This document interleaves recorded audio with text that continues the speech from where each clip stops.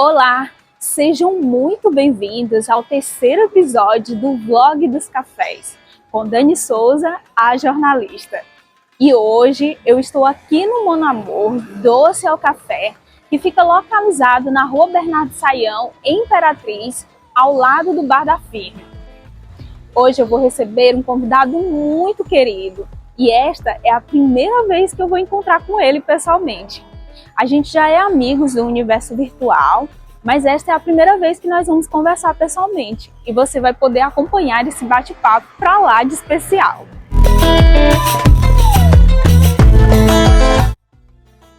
Eita, que eu desconfio que esse episódio vai ficar grande demais.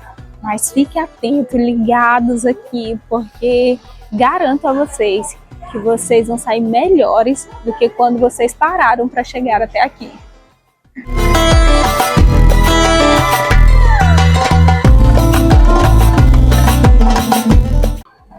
Olá pessoal, como eu estou aqui com o César Figueiredo, ele que é professor universitário da UFNT, né, da Universidade Federal do Tocantins, do norte do Tocantins, não é isso?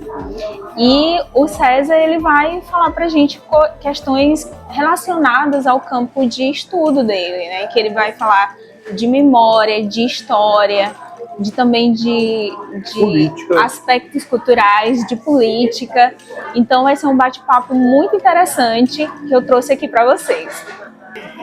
César, eu sempre gosto de começar pela parte de como você começou a se interessar por esse universo da política, né? Sim. Então, já que tu tem muitos estudos nessa área, né? Tem livros escritos nessa área, então eu gostaria de saber, né, como foi que tu se interessou, se tem ali na infância alguns traços que tu consegue lembrar desse momento, ou se isso surgiu já na adolescência ou na universidade mesmo. Então, conta um pouco pra gente como é que tu começou a se interessar por esse universo. Certo. Dentro da minha casa, a política sempre foi uma questão discutida e dialogada dentro da minha casa, lá no Rio Grande do Sul, né?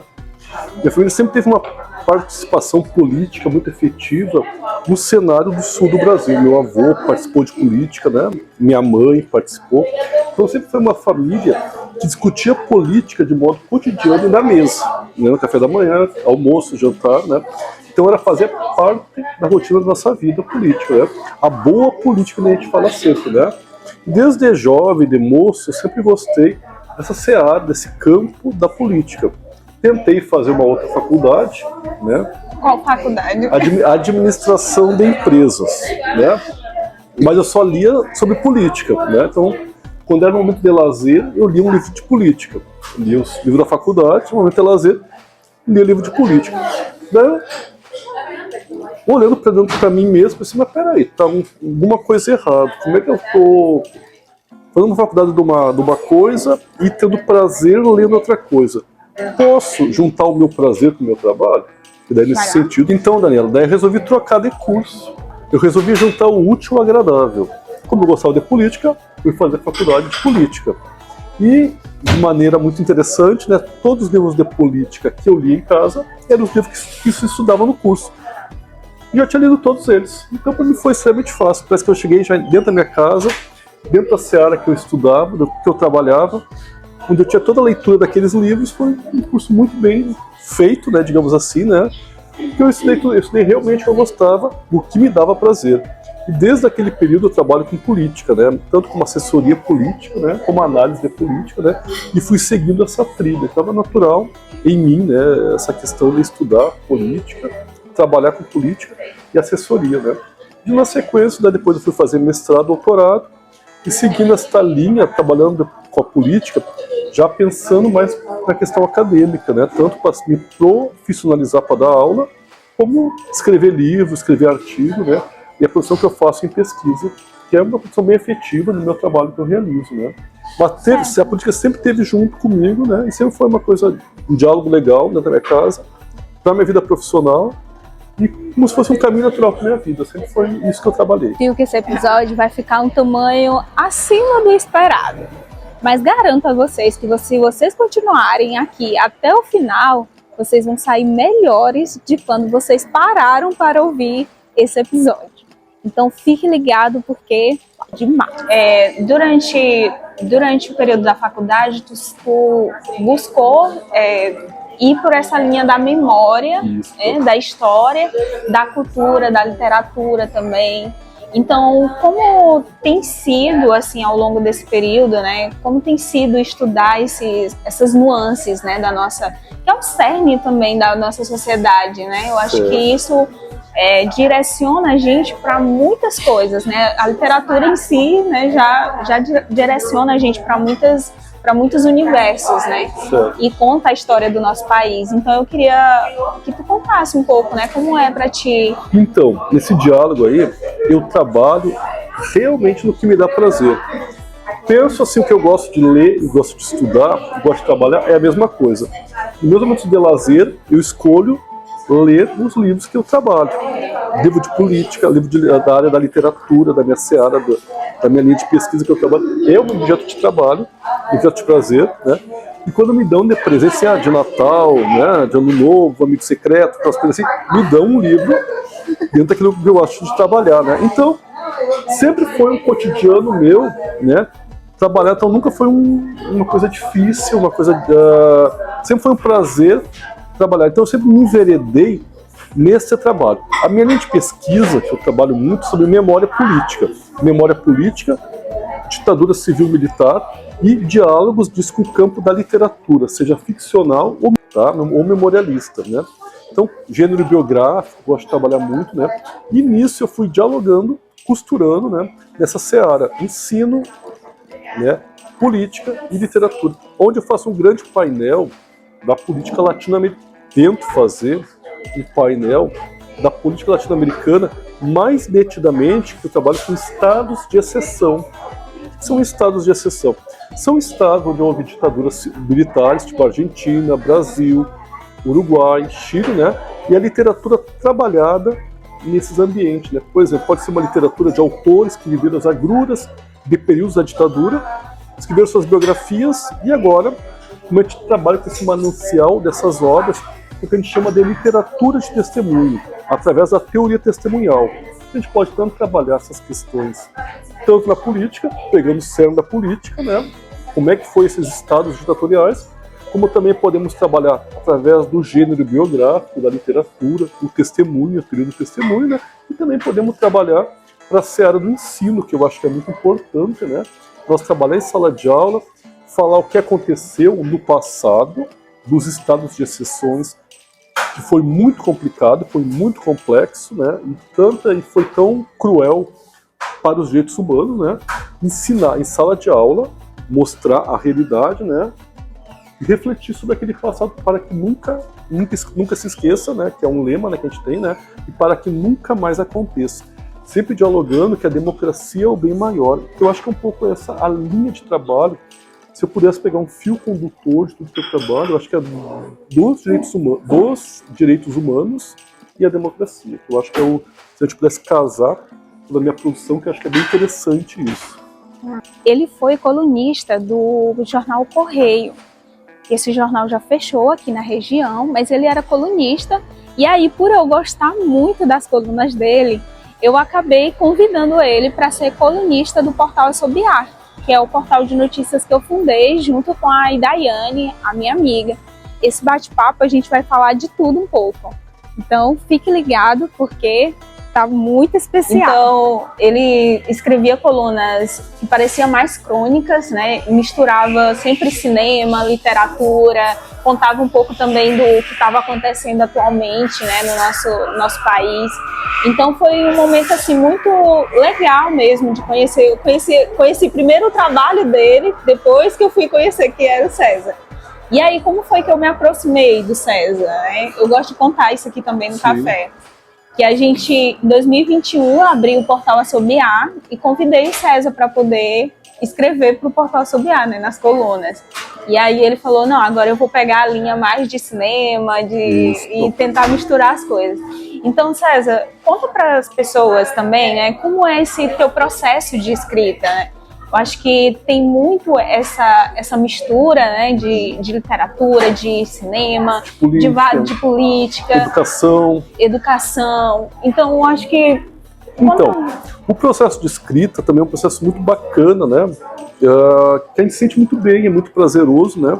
Solitário muitas vezes, né? Mas que dá muito prazer, tanto no feitio de elaboração de um artigo, de uma crônica que a gente está falando, né? Tanto artigo para revista quanto artigo para jornal, né? Ou um capítulo de livro ou um livro inteiro, né? Mas também dá uma grande realização depois na hora que a gente pare, né? Que a gente bota para fora aquele livro, né? E é lançado, né? E as pessoas dialogam, né? Reportam para os que gostaram, que não gostaram, né? Aí existe esse diálogo de modo contínuo, né? E isso estabelece um processo muito bacana. Por exemplo, né, alguns livros, algumas obras que eu trabalhei na pandemia, né? Muita coisa eu trabalhei na pandemia, né? Então tem gente que entrou em depressão na pandemia, óbvio, né? O mundo parou, né? E como escrever artigo, livros, revista, é uma coisa quase que sozinha, solitária. Eu entrei dentro do computador, dentro da escrita, com um processo de salvação de mim mesmo, da sociedade, ou do que eu pensava, né? E botei aquilo para fora. Não tive depressão no meio da pandemia, né? Eu tive uma super produção de artigos em revistas, jornais e um monte de coisa. Foi uma coisa muito interessante, né? Então a escrita para mim não é uma válvula de escape, faz parte da minha vida e que é importante para o meu instrumento de trabalho e que me faz muito bem. E para quem tiver já alguma lavra de escrever, bota para fora também, né? Que vocês vão ver como é gostoso esse exercício de pensar, raciocinar e dialogar com as próprias produções de vocês. E é uma coisa interessante para nós, que somos da área da educação, né? Estimular isso nos alunos também, né? Eu sempre peço, para cada final de semestre, que os alunos produzam um exercício final, né, da disciplina, né? Avaliativa, né? Em formato de artigo. E que alguns tem artigos muito bons, né? E que a gente pode depois viabilizar, através dos canais que a gente tem, com os editores que a gente conhece muita gente, né? Colocar em revista, né? Estimulando os alunos a escrever também, né? Que essa, né, é a nossa tarefa principal no magistério. Nossa, desenvolver potencialidades e saberes. Isso. Então, eu gostaria agora, César, que a gente falasse um pouco das suas produções, né? De livros e tudo. Ele trouxe um livro aqui de 2021. Pega pra gente aí, ver. Esse aqui foi feito na pandemia, gente. Por isso que eu falo que a pandemia rendeu muita coisa. Né? Isso. Fala pra gente um pouco desse livro, César. Esse aqui é um presente muito bonito que eu ganhei, né? Através do meu trabalho. Eu, em conjunto com outro autor, que é um colega nosso, da UFAL, Universidade Federal de Alagoas, Cristiano Danetes Bodart, através do selo da editora Café com Sociologia. Esse livro aqui se chama Ciência Política para o Ensino Médio, que dialoga como se fosse um livro didático, de acordo com a BNCC, para o exercício e trabalho em sala de aula. Então é um livro muito acessível para professores, para alunos, tá? Para vocês verem. Trabalho, olha só que interessante que tu falou, Daniela. Com filmes, né? Tá aqui, filmes, quadrinhos, né? Com exercícios. Olha quanta coisa interessante de filme que a gente foi botando, né? Ó, Os Vingadores, né? A gente foi trabalhando o tempo todo nesse livro pensando numa linguagem que fosse acessível para os jovens trabalhar em sala de aula, entendendo os pressupostos da política. Que não é complicado não, muito pelo contrário, porque a política faz parte da vida de todos nós de modo cotidiano, né? Então eu e Cristiano Bodart escrevemos esse livro em 21. Foi lançado, teve algumas edições desse capítulo, deste livro aqui, né? E o editor depois passou para nós todo o material que já foi sair no ano de 2024. Nem eu sabia, né? Do final do ano para o ano da síntese do que foi lançado. Ele faz parte da SEDUC de Pernambuco, Secretaria de Educação de Pernambuco, faz parte de alguns planos políticos pedagógicos, né, de Instituto Federal e Universidade, tá? Saiu em alguns concursos, que eu já sabia que tinha saído em alguns concursos, como partes do livro em questões de concurso, e agora, com a felicidade, né, saiu como uma questão do Enem, consagrando realmente o livro, né, como uma questão do Enem, total meu nome lá, né, na prova do Enem de 2024, Bodart e Figueiredo, né. Então saiu algumas questões, nem eu sabia, né, tinha algumas sobrinhas minhas que fizeram o Enem esse ano, nem identificaram que era o tio delas que tinha participar com o livro do Enem. Depois que eu fui ver, né, o livro saiu, né? Então é muito interessante, isso aqui é uma realização, né? É uma, digamos assim, uma cristalização, uma coroação de um trabalho feito, muita dedicação, né, que eu fiz desse livro aqui, né? E foi bem aproveitado, está sendo bem aproveitado, tendo feedback necessário de vários lugares do Brasil, mediante a exposição, né, que a questão do Enem, né, divulgou, né? Então, outros convites, outras propostas, né? E parabenizando o meu livro. Agradeço a todos que adquirirem no selo da editora Café com Sociologia. Também pode ser adquirido por sites da internet que vendem esse livro aqui também, certo? Muito obrigado. Então agora o César vai falar de outra superprodução de livro que fala sobre o patrimônio histórico-cultural do Sudoeste Maranhense. E ele tá me ajudando aqui, ó, soprando aqui, né, o tema do livro. Mas é porque o título é bem grande, né, bem grande. sobre o Sudoeste Maranhense, que é a região que a gente mora. A gente se considera muito meio norte, assim, né, do que fica... a região Tocantina, que chama, isso, né? Que a Imperatriz fica bem ao lado do estado do Tocantins. Isso. Então, a gente se considera meio norte, né, um pouco da cultura do norte, também uma cultura que a gente reinventou. Certamente. E aí eu acho que o César, ele traz, né, eu ainda não tive a oportunidade de ler o livro, mas eu vou ler, eu me comprometo aqui em ler. E eu acredito que vocês trazem muito essa questão, né, dessa mistura cultural, né, dentro do livro. Então, este livro que a gente fez é Patrimônio Histórico Cultural do Sudoeste Maranhense. Ele é uma produção da editora da UEMASUR. Eu trabalho também, eu sou da UFMT, trabalho muito com as universidades daqui de Imperatriz, né? Com a UEMASUR, que eu sempre digo que eu sou um amigo da UEMASUR, um parceiro da UEMASUR.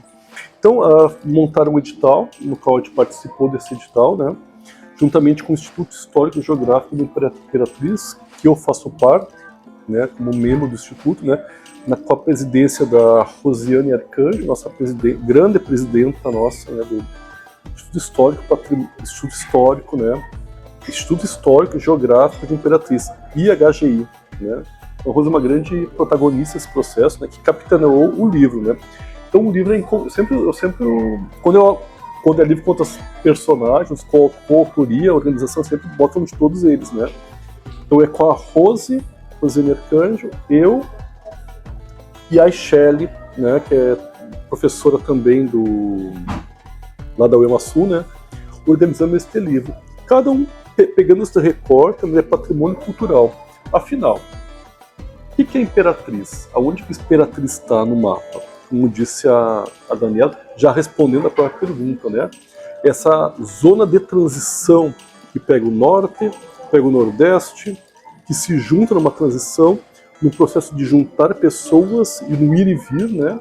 Em virtude de que teve um momento muito forte na história do Brasil, na construção da Belém-Brasília, dessa rodovia aqui nossa, na BR, né? E que foi muita convergência populacional, onde a Imperatriz se expandiu do jeito que é hoje, né? Felizmente ainda continua se expandindo, né?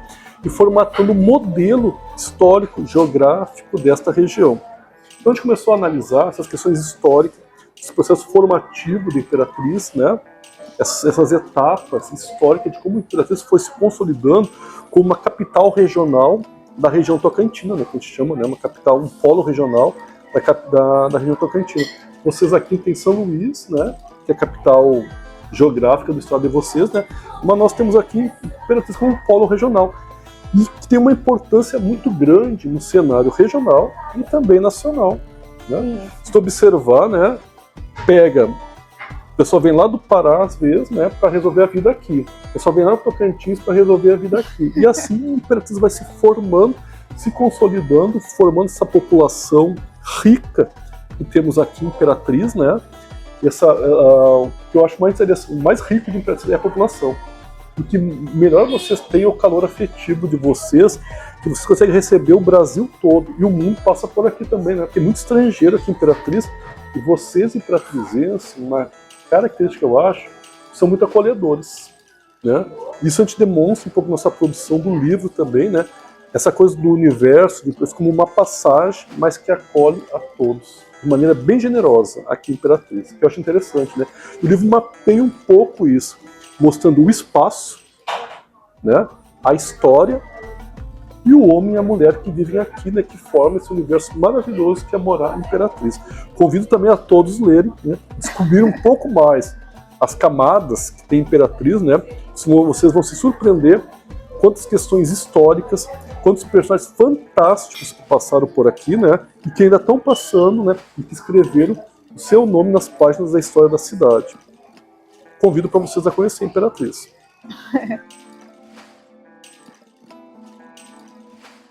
É uma impressão minha enquanto jornalista, né? Porque eu também sou muito observadora, assim, né? Da população e tudo. Eu observo que é uma cidade bem jovem, né?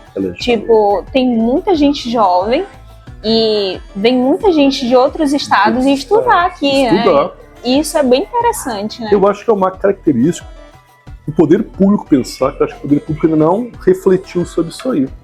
Atualmente nós temos um perfil de cidade universitária. Eu que já transitei em outros polos universitários e dei aula em outras cidades universitárias, no Rio Grande do Sul, né? A gente observa nitidamente que virou uma característica de cidade universitária. E vocês imaginem o quanto que isso pode dar incremento positivo de riqueza pelo volume de pessoas que passam na cidade para vir morar em 4 anos de faculdade ou em 5 anos de faculdade, né? O quanto isso dá um ciclo virtuoso para a cidade e incrementa, às vezes, muito mais que dá incentivo para uma indústria. Dá incentivo para a educação, pode enriquecer a cidade muito mais que dá incentivo para uma indústria. Transforma a cidade culturalmente, torna uma cidade rica, tanto o potencial cultural quanto o potencial econômico, pelo volume de pessoas que passam. E é muito interessante isso, né? Aqui nós temos as federais UFMA, IFMA, o EMASul, fora as particulares que tem aqui, né? Que só enriquece a cidade. Tem faculdades de medicina, tem 2, eu acho que faculdades de medicina, 2 ou 3 de universidades diferentes. Não é qualquer cidade que tenha isso. Então eu acho que os gestores públicos têm que observar a cidade como um polo cultural e universitário, e o quanto isso pode trazer de incremento positivo, né, com reconversão positiva para o próprio capital da cidade. E César, assim, a gente está falando de uma cidade jovem, né? Então eu queria que tu falasse, assim, qual é o conselho que tu daria para a juventude que ainda não se despertou, assim, para o universo da política, né? Porque tem 2 questões que eu queria levantar aqui. Tem essa questão, né, tipo, do conselho que tu daria e tudo para essa população jovem que vive aqui na nossa cidade, mas também tem a questão do senso comum, de que política, eu não gosto de política, eu não tenho nada a ver com esse universo de política, eu não gosto de discutir sobre política. Enfim, são vários termos usados para dizer que não quero falar sobre esse assunto, sendo que na verdade a gente está imerso, né? A gente é o nosso dia a dia, é isso. Então eu gostaria que tu contasse um pouco, né? Falasse sobre isso e também trouxesse esses conselhos, né? Então, eu vou contar uma piadinha, uma brincadeira, né? Que quando eu fui estudar política, né? Uma tia, avó minha, assim, que não entendia muito bem nesses cenários da universidade, disse: meu filho, tu vai estudar política, tu vai ser ladrão, tu vai estudar para ser ladrão. Olha a cabeça da coitadinha da minha tia, né? Vinculava política com questão de ladrão, né? E vinculava estudar política com questão da grande política. Não tem nada a ver disso, né? A política, gente, é a coisa mais linda do mundo. A política é o exercício, tá? De nós poder dialogar e fazer uma síntese respeitando o outro. Por quê? Porque tudo passa pelo universo político. Até num consenso que for fazer, tem o que tu vai expor, o que eu vou expor através de um dialogismo. Vamos dialogar, se cabe ou não, até para tem uma opinião, tem no outro, então vamos votar. Aí já é um processo político. Pega do micro, vai para o macro. Isso faz parte da vida nossa, do dia a dia. Até mesmo o cafezinho que a gente toma, aqui tem política. Como? O preço do combustível, que o governo aumentou, que vai aumentar o processo do transporte, vai botar um custo-benefício no próprio produto que vai ser vendido e vai aumentar o preço. Então a política está de modo cotidiano em cada elemento da vida da gente. Desde um cafezinho ao material escolar que tu vai comprar para o teu filho para a sala de aula, para ele estudar depois. Um lápis, alguma coisa, pode aumentar o preço, pode ter inflação, mas a economia, a política, a história, elas estão interligadas e faz parte da vida de cada um. Não é só de 2 em 2 anos aonde você vai escolher o teu vereador, prefeito ou presidente. Ela faz parte da tua vida. E deve ser também nesses 2 anos, mais importante ainda, para você saber quem você vai escolher, analisando a biografia desses personagens, o passado dele, para ver se realmente merece você depositar o teu voto. Porque o teu voto, ele é único, intransferível e é teu. É você, através da sua consciência, que estabelece a política que tu quer para a tua cidade. Então faça o melhor. Estude política, estude a história dos candidatos para fazer o seu bom uso. Uma coisa que eu falo para os jovens é: faça a boa política, estude a boa política. Atualmente, né, tem várias mídias por aí, né, na internet, blogs, não sei o quê. Às vezes falam absurdos de sobre o campo político, né? Tem tal de influencers hoje em dia, né, que faz a cabeça de uma moçada aí que não tem nada a ver. Vão em bons sites, que existem bons sites, bons livros, tem sites com selo de qualidade contra fake news, né? Nesse daí que você deve assistir, né? Existe também, tu que é do jornalismo, bons jornais diários, televisivos, onde você pode fazer uma síntese da notícia do dia ou da semana, né? Você pode se atualizar, né? Jornais assim que tem fundamento para escrever, com fundamento a matéria, contra fake news, né? E observe como é que é o roteiro e como é que deve ser o estudo da política. A política tem que ter ligado na vida de vocês, e vocês nunca vão sair. A política e a história, né? Caminhando junto na vida de vocês. E é muito importante. Convido vocês a estudar mais sobre esse tema, que não é um tema fora da vida de vocês. É um universo gostoso que vocês podem trabalhar no dia a dia. Eu acho interessante essa questão da história, né, que traz, e a memória também, né, de você ver o passado, aí você vê o contexto, reflete no presente e para decidir o futuro. Decidir o futuro. Às vezes me convidam, né, para o programa de televisão, né? Vai ter eleição agora para prefeito. Quem vai ganhar a eleição? Eu até sei quem vai ganhar a eleição. Como eu falei nessa eleição que deu aqui, eu sabia que ia ganhar o Rio. Só que me pediram para falar: não, eu não vou falar, senão vão pensar que eu sou futurologista. Cientista político não é futurologista. Cientista político faz análise da realidade. Como disse a Daniela, mediante análise de conjuntura da vida dos candidatos e também da posição do gradiente político ideológico dos partidos que estão compondo as frações, as composições políticas, a gente consegue observar se está polarizado, né, ou se tende ao centro. Se tende ao centro, quem é o político que está cabendo ao centro? Digamos, foi o Rildo. E o Rildo ganhou as eleições. Foi fácil estabelecer essa análise? Claro que não, né? Requer estudo, né, tanto de intenção de voto, história do candidato, gradiente político, esquerda, direita e centro, né, para antever quem possivelmente vai ganhar. A gente antevê cenários e não faz previsão, né? Então a gente não é futurologista, né?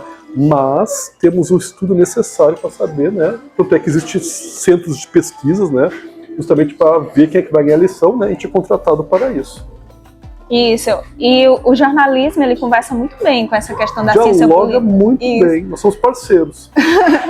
Porque a gente faz essa análise também do discurso, né? Então, às vezes, por exemplo, um candidato, ele fala sobre alguma coisa, e aí a gente vai verificar o histórico dele, ele já disse isso em outros momentos, e às vezes não fez... às vezes não faz. Não faz, justamente. Então, a gente consegue fazer essa análise por meio do que ele já disse, e aí a gente conversa, a gente vê o que ele está propondo no presente, e aí faz outra análise do discurso para ver se ele realmente vai cumprir com aquilo que ele fala. Ou então, às vezes, tem ambiguidades, né, também no eu acho interessante num programa de televisão que estava entrevistando os presidenciáveis, né, e um dos candidatos mentiu, né? Então, um dos candidatos mentiu e a apresentadora falou assim: eu vou corrigir o senhor está dizendo uma inverdade, né? Nosso compromisso aqui é com a verdade, então a gente não pode divulgar fake news na televisão. que você disse aqui não corresponde com a verdade, então nós estamos corrigindo o senhor aqui, a parte da sua fala, o senhor pode ter o direito de dar a continuidade do seu discurso, né? Mas não mentir para os telespectadores. Então, tanto você, do jornalismo, do sério jornalismo, como nós, professores, do sério professor, temos um compromisso, primeiro de tudo, com a verdade, né? Esclarecer e passar uma boa imagem do que é o correto da política, da vida, da sociedade, da história, do que quer que seja para com os alunos e para vocês na área da comunicação com os telespectadores. Ou com as mídias digitais que estão aqui com a gente agora, né? Isso. E eu acho que a internet também ajuda muito na gente nesse processo, né? Tem muita polarização que a gente não pode fechar os olhos para isso, tem fake news, tem desinformação para todo lado, mas a gente também tem jornalismo sério sendo feito, né, nas redes sociais, seja nas redes, seja também no canal do YouTube, né, que aqui é a nossa mídia. Então, a gente tenta, de alguma forma, driblar também essa desinformação. Se tu tiver mais alguma coisa a colocar, pode ficar à vontade, viu? Eu agradeço muito. Não, nós estamos num diálogo aqui bem profícuo, né? A gente se conhece já algumas... difícil. A gente se conhece já há alguns anos. Isso. Já faz quase uma década, de repente, né? 2025 para 2017, já vai algumas décadas. Por acaso, é a primeira vez que a gente se vê presencialmente, a gente se fala só por... Isso! A gente se fala, olha como é importante a internet, os meios de comunicação e meios virtuais. A gente se conhece quase há uma década só por meios virtuais, por e-mail, por zap e outras questões, né? Mídia impressa, nunca se vimos pessoalmente, mas parece que a gente é grande amigo, né? Interessante isso, né? E daí falar para os alunos que estão nos assistindo, né? Como a gente pode transformar a mídia digital que vocês estão aí para benefício, para o bom benefício, né? Para quê? Para fazer redes de pesquisa, para fazer pesquisas, né? Para quem entrar para a sociedade da universidade, né? Aonde, através de bons sites, de bons recursos, vocês podem fazer a revisão bibliográfica, por exemplo, né? A revisão bibliográfica até de um TCC, de uma dissertação, de uma tese, né? Através de uma mídia digital, a boa mídia digital. Tanto faz em PDF, né? Ou um recurso de internet, que temos no YouTube, ou sites que tem questões sérias para ser trabalhado. Certo. E a gente está chegando no final do nosso café tá tão aqui. Bom, já está chegando no final. Já. Que pena. Estou gostando tanto de falar com vocês aí. Espero que o público esteja assistindo, depois do feedback necessário pra gente, né? Não, dá sim. Eu sempre, assim, como a gente tá começando ainda, né? Eu acho que esse aí vai ser o terceiro vídeo. Opa. E a gente tá começando, então eu acho que tu é a primeira pessoa que eu tô convidando, assim, fora do eixo muito amiguinho, assim, do dia a dia, sabe? Eu acho que tu já é um amigo, assim, mais pro lado profissional, e agora a gente se aproximou mais, né? E tudo, que a gente conversou bastante antes de iniciar nossa entrevista. Mas a gente também pode ser amigos, né? Do ponto de vista da internet, né? Isso. É interessante isso. Então a gente, eu tô ainda nesse universo, temos aí telespectadores aí de 300 pessoas mais ou menos assistindo nossos vídeos, mas aos pouquinhos a gente vai subindo, né? Com o decorrer de trazer novidades, né, trazer novos entrevistados, então a gente vai melhorando aqui. E a gente está encerrando o nosso café e eu sempre faço uma pergunta no final, né? Inclusive o César perguntou algumas questões que eu ia trazer aqui, né, antes da gente começar a gravar. E aí ele ficou pensando, gente, quem eu traria para tomar um café? Então eu vou fazer a pergunta e aí vocês vão saber agora quem o César escolheria para tomar um café. Então eu vou fazer a pergunta oficialmente para o César agora. E eu gostaria de saber quem você gostaria, na verdade todos nós queremos saber, né? Quem você gostaria de convidar para tomar uma xícara de café com você, para bater um papo legal, assim, pessoalmente, né? Fora do universo virtual. Quem? Olha, eu poderia chamar, eu achei interessante nessa pergunta, né? Fiquei pensando, a Fernanda Torres. Olha só que interessante, né? Uma brasileira que vai disputar o Oscar, não por ser o Oscar em si, né?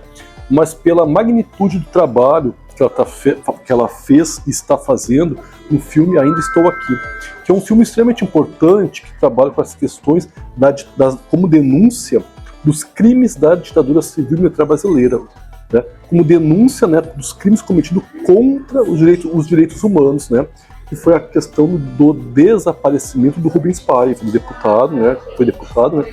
Rubens Paiva, né? Então é interessante que você trazer e conversar com ela, como é que ela conseguiu mobilizar tanta emoção naquele filme, como é que ela conseguiu construir aquela carga emotiva, né? Dialogar com aquele cenário todo extremamente cruel da ditadura, né? Mobilizar com tanta sensibilidade um núcleo familiar. É claro que requer muito trabalho de atriz, né? Ela é uma excelente atriz, né? E principalmente gostaria de conversar com ela como é que ela está fazendo esse discurso narrativo, né? Dessas guerras de narrativos são polarizadas, né? Como ela vai no cenário internacional e fala da ditadura militar brasileira, dos crimes da ditadura, né? Ou aqui no Brasil também, como é que se estabelece as guerras de narrativa, que eu acho que é muito importante, tá? Na medida que esse filme está sendo veiculado, dialogado, o excelente trabalho que ela está fazendo, que quebra um pouco essas guerras narrativas e mostra a realidade e a verdade. Que a ditadura civil militar brasileira matou muita gente, desapareceu com muitas pessoas, centenas de pessoas, né? Mutilou, torturou, né? Fez tantas famílias sofrerem, né? E que ditadura nunca é o melhor caminho. Como eu vou reiterar novamente, né? O melhor caminho sempre é a democracia. E o filme revela que o melhor cenário sempre é a democracia. Eu acho que liga muito também com a minha linha de pesquisa, com a linha que eu trabalho, né? E como já estamos convidando a Fernanda Torres Pavini a tomar um café comigo, convido também o público que quer uma dica de filme, leia, dica de filme, veja o filme, né? Ainda Estou Aqui, e também leia o livro. E outros livros dessa seara do Rubens Paiva, o Marcelo Rubens Paiva escreveu, que são livros maravilhosos, né? Que vai para todas as faixas de idade. Então eu já dei dicas de filme e dica de livro. E convidei a Fernanda para dialogar. Além de tudo, uma pessoa extremamente divertida, né? É, divertida, né? Para além do talento que ela tem. Deve ser uma pessoa muito leve de dialogar, de conviver e viver com ela. Ai, gente. Pois é. Pois é, então vamos finalizar. César, eu te agradeço muito pela participação aqui no nosso café, no blog dos cafés, né? E as primeiras pessoas a serem convidadas, assim, eu tenho uma lista, né? As primeiras pessoas, aí eu coloquei lá o top 10, aí depois a gente vai melhorando os nossos entrevistados. Então, melhorando ainda mais, né, os nossos entrevistados. Então, para começar, eu queria muito começar com pessoas que eu tenho uma certa admiração pelo trabalho e também por eu conhecer também já de algum tempo. E aí eu falei, tem que ter o César nesses primeiros vídeos para a gente poder conversar também sobre outras coisas, né, sobre o nosso momento. No próximo ano já tem eleições presidenciais. De novo, gente. E a gente... as últimas 2 vezes foi assim... traumática para o Brasil. Uma coisa, né, que palpitou o nosso coração, assim... Ai, meu Deus, parecia que a gente estava na beira do abismo mesmo, né?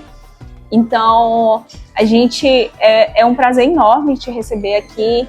E foi muito legal, muito divertido a nossa conversa. Eu acho que esse vídeo vai ficar 20 minutos, 30 minutos. Gente, que o vídeo seja bem utilizado para... né, seja instrutivo e educacional para todos que assistem, né?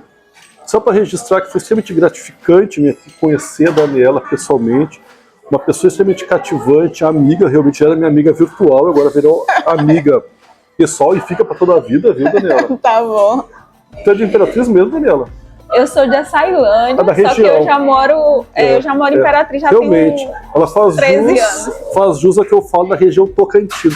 Vocês são extremamente cativantes, recebem todo mundo que vem de fora, em toda uma outra região do Brasil, né? Vocês recebem realmente todos muito bem aqui. E eu me sinto aqui em casa, Imperatriz também estou aqui há 10 anos, né? Imperatriz agora é minha casa. Muito obrigado por vocês estarem me assistindo, o Brasil todo me assistindo, através do portal Assobiado de Daniela, que sai daqui de Imperatriz, e a gente espera que seja para o mundo, né? Amém. Amém, né? A gente vai gravar o vlog em outros estados também, né? Eu já tinha te falado aqui. Já tem umas surpresas aí que eu tô preparando. Opa. Eu espero que seja bem assistido, aguardo o feedback de vocês. Fico aberto para outros convites, Tariela, né? Tá Porque a gente não é só professor, a gente é professor também, é escritor, né? Que nem você se demonstrou também, né? E tenta mobilizar a cultura, que eu acho que é muito importante, a cultura dessa cidade, que tem uma cultura muito rica e muito impactante para o cenário regional, né? Deve demarcar bastante isso aí. Tá certo. Então é isso. Muito obrigada. Desejo tudo de bom. E é isso. Vamos, né? Sucesso. Disseminar informação de qualidade, né? E informação de qualidade, bons estudos que eu digo para todos. Democracia, enfim, tudo isso a gente quer. Eu acho que a gente falou umas palavras-chave geradoras aqui, né? Talvez eu reiterei a palavra democracia. Reflitam sobre isso. Mas tá bom, gente. Muito obrigada. Curte, comente, compartilhe. É muito importante todos esses engajamentos para que a gente continue fazendo esse canal dar certo. E como eu falei pro César aqui, né, o meu convidado, que a gente vai ter muitas surpresas ainda pela frente. Vou gravar em outros lugares, então vai ter muitos convidados especiais aqui também. E é isso. Vamos que vamos. Tchau, tchau!